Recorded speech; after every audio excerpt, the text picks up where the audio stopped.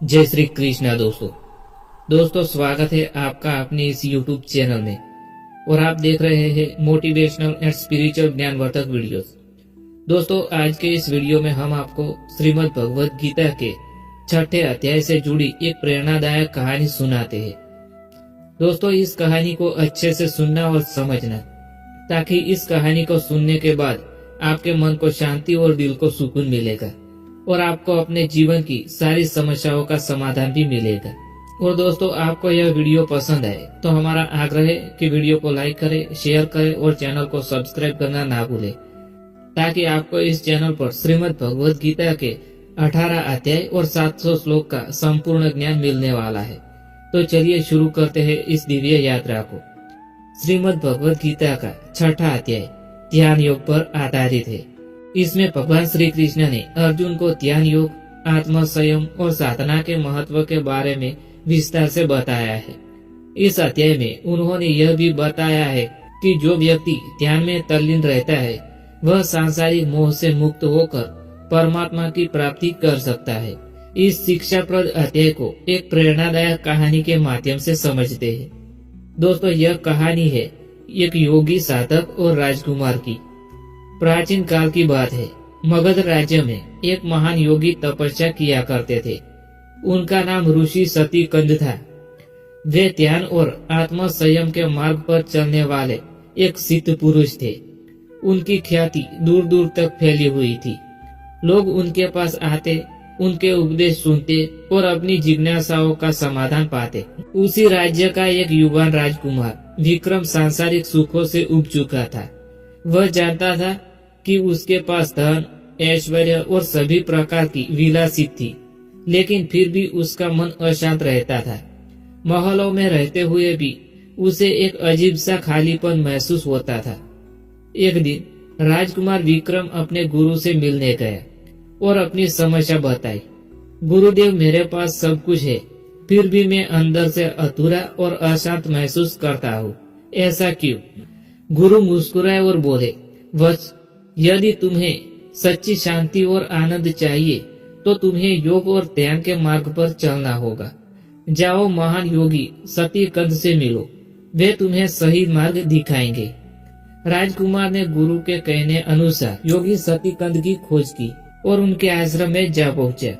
योग और ध्यान का मार्ग। राजकुमार ने विनम्रता पूर्वक ऋषि सतीकंद से कहा, गुरुदेव, मैं अपने जीवन में शांति पाना चाहता हूँ, कृपया मुझे ध्यान योग का मार्ग दिखाइए।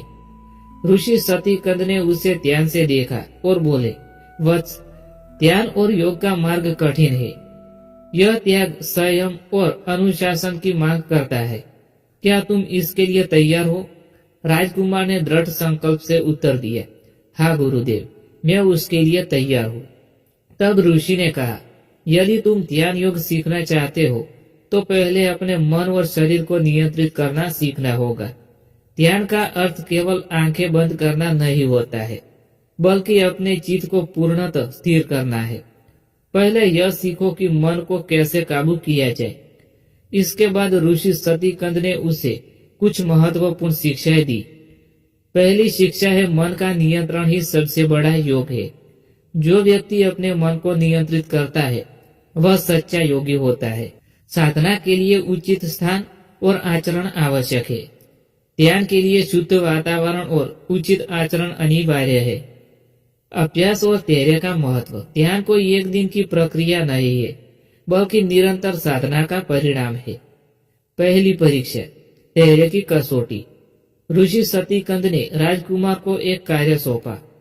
तुम्हें इस जंगल में 1 वर्ष तक रहकर अपने मन को स्थिर करने की साधना करनी होगी। यहाँ किसी भी प्रकार का क्रोध, लोभ या अहंकार नहीं होना चाहिए। राजकुमार ने विनम्रता पूर्वक यह स्वीकार कर लिया। वह जंगल में रहने लगा, साधना करने लगा, लेकिन मन को स्थिर करना आसान नहीं था। कभी उसे विलासिता की याद आती, कभी उसे अपने महल और परिवार की चिंता होती। एक दिन जब वह ध्यान कर रहा था, तभी एक शिकारी आया और बोला, हे राजकुमार, यह ध्यान योग तुम्हारे लिए नहीं है। तुम तो एक योद्धा हो। यह सन्यासियों का मार्ग है, तुम्हारा नहीं। राजकुमार के मन में संशय उत्पन्न हुआ। लेकिन उसने अपने गुरु के वचनों को याद किया और विचलित नहीं हुआ।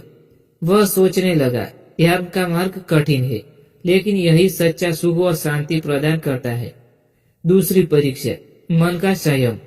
कुछ समय बाद एक सुंदर अप्सरा वहां आई और उसने राजकुमार को मोहित करने का प्रयास किया। उसने कहा, हे राजकुमार, तुम इतने सुंदर और वीर हो, तुम्हें जंगल में कष्ट उठाने की क्या आवश्यकता है? चलो और विलासिता का जीवन जियो। राजकुमार का मन डगमगाने लगा।